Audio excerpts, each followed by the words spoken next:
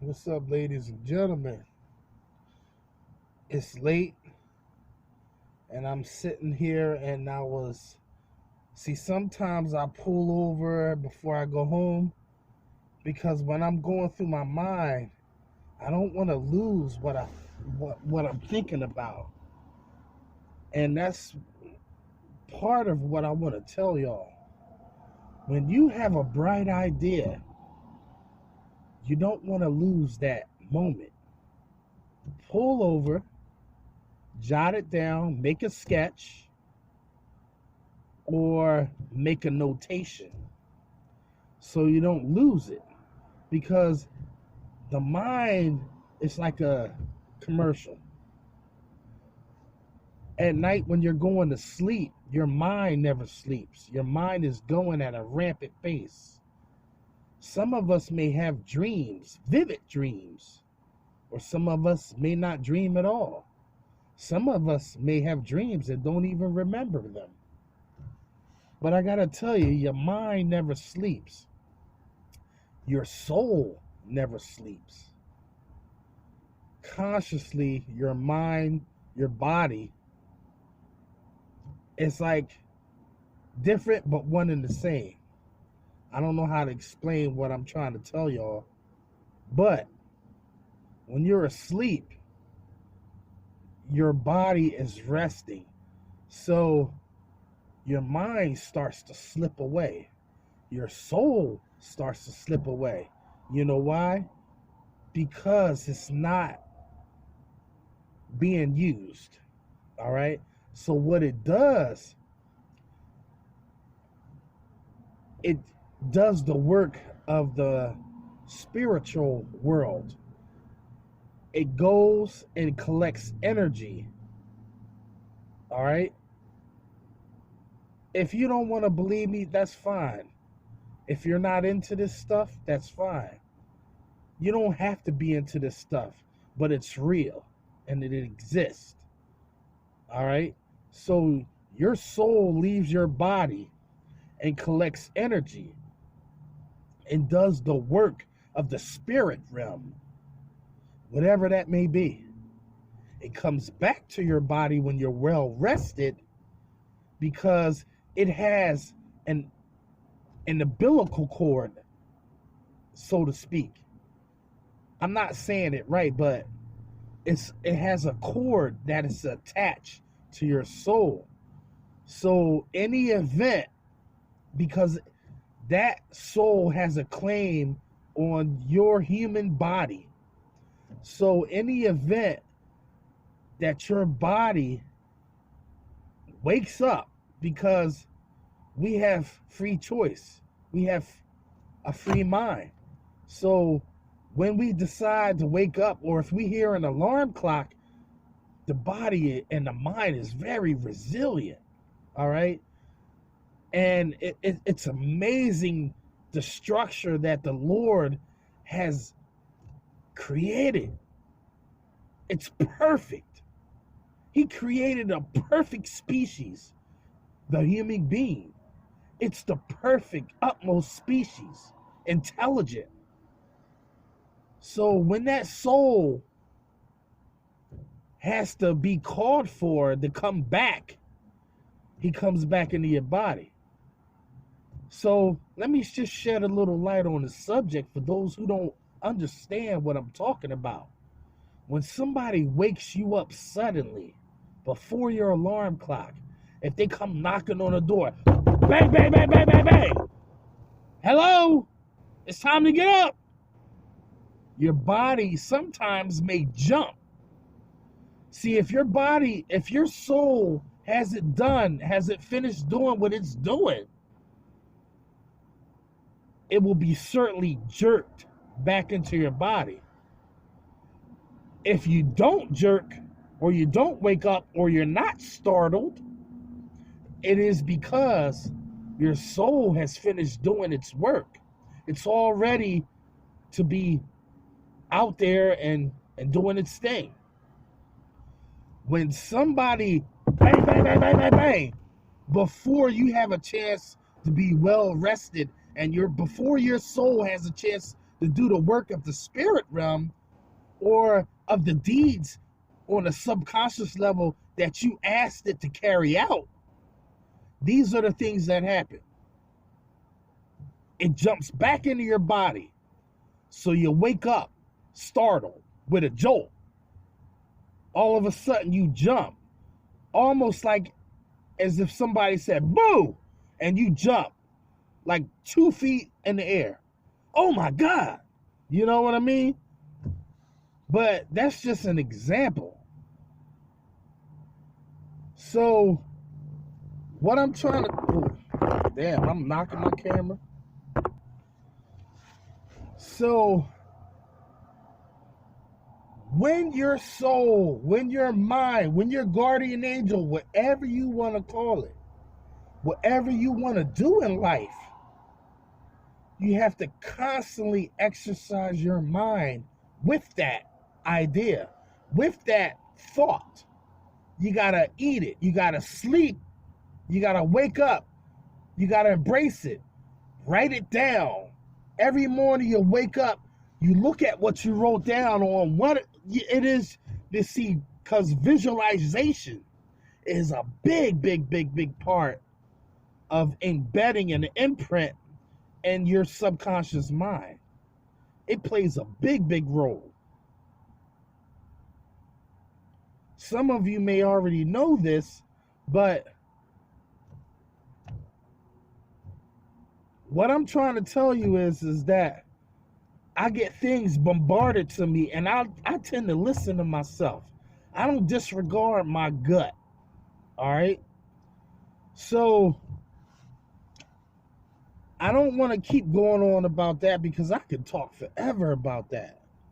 So I have a certain product. No, not a product, but more or less an M.A.W, a mod invention.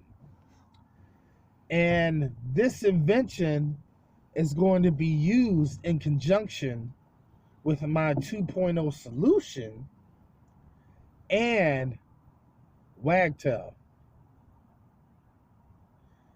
Before you jump out, some of you already jumped out early, but before you jump out, just listen to what I have to say. Some of it to you, it may not make sense. Others, it may say, okay, I see it could work. Let's see where this goes. Well, you got to watch me to see where it goes. You got to watch me to stay tuned. So, my idea, you see, these things come to me when I'm cleaning windows and listening to my music because my mind is relaxed. Remember what I told you? Your mind is like a muscle. When you're thinking and being creative, you're using and you're exercising a different part of the brain.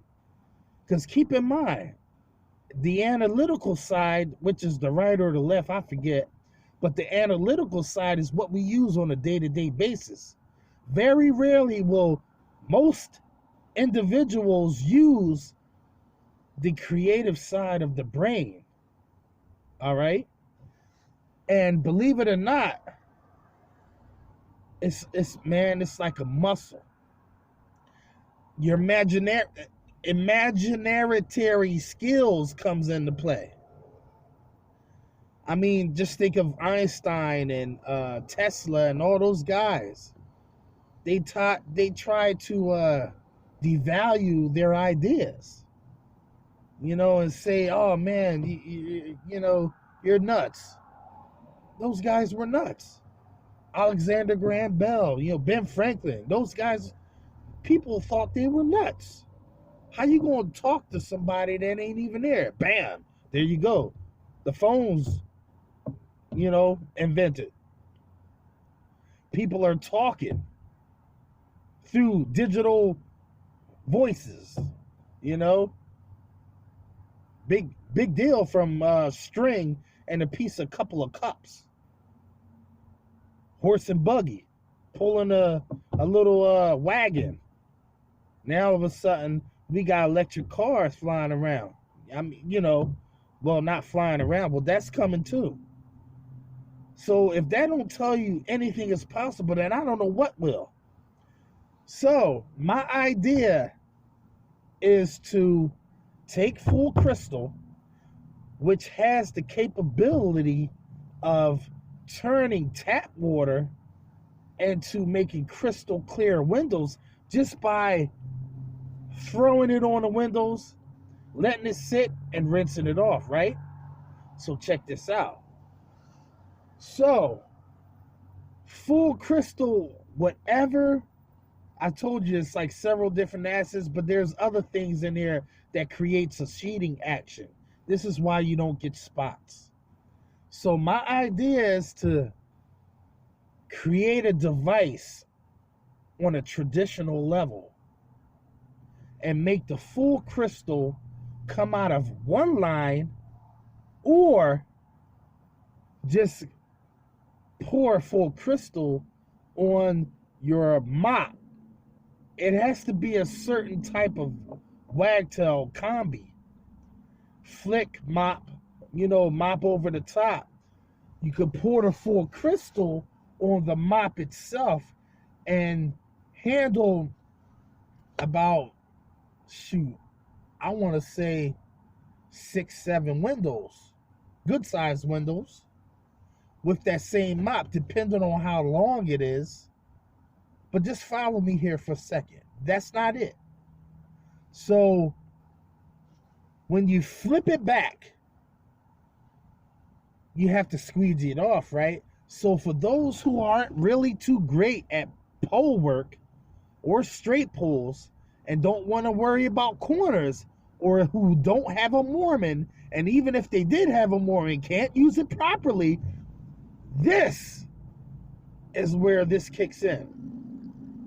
I am going to make a rinse bar on the top and on the bottom.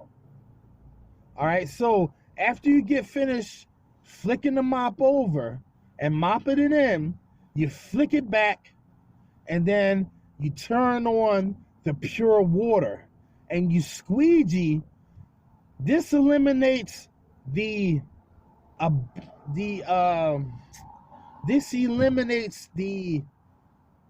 resistance for those who can't pole with pure water or swivel with pure water.